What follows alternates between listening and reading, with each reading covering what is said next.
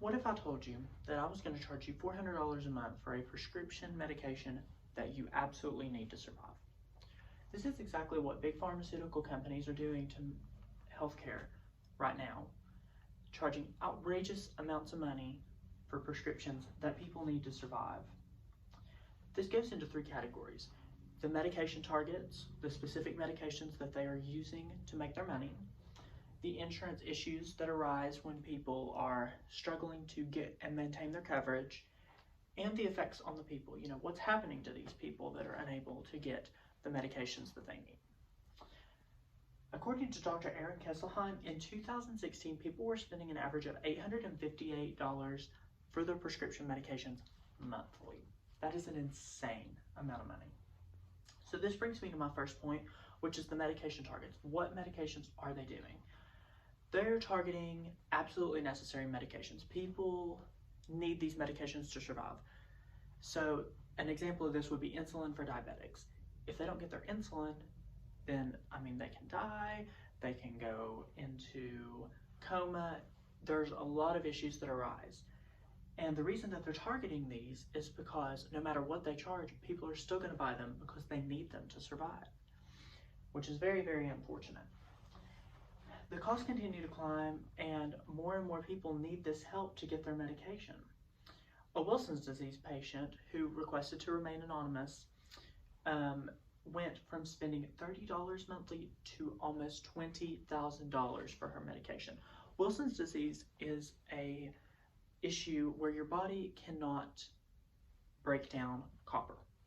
So the copper all pulls into your liver and basically poisons you. So you have to take that medication to break down the copper, or else you'll literally be poisoned to death.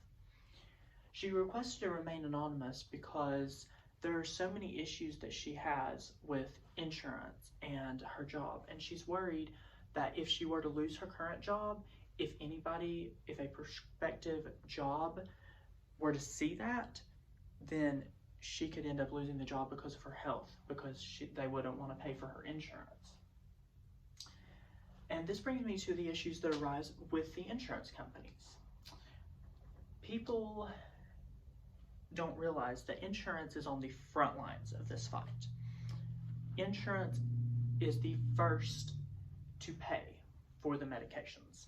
Whenever your doctor prescribes you a medication, it's sent to the insurance company, insurance pays, and then you pay whatever is left over. But right now, the more the insurance has to pay, the bigger the premium is, and the bigger the likelihood that you can be denied coverage from the insurance company based on your health. This causes less and less people to be able to afford the insurance, and as I said, they can even be turned away based on their health.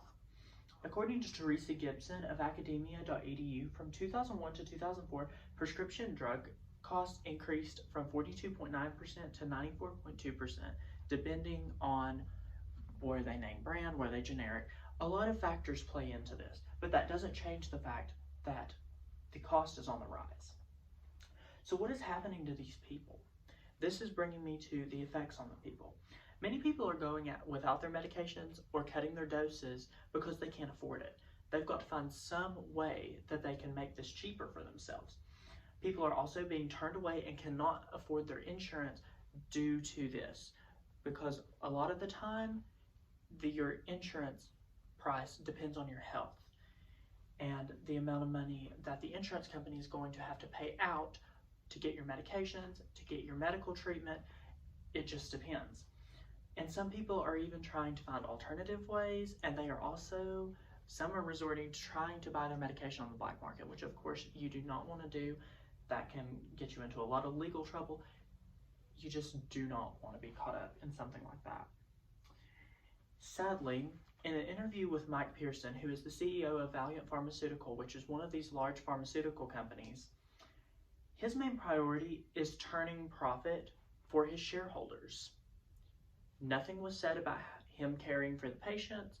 Nothing was said about him prioritizing the ways of cutting these costs. No. His main priority is turning money out to his shareholders. So in conclusion, we have a huge crisis going on in this country as far as medications go. According to the Netflix documentary Dirty Money, the reason for these spikes in prices are due to these large pharmaceutical companies buying up your neighborhood pharmacy and trying to operate out of them.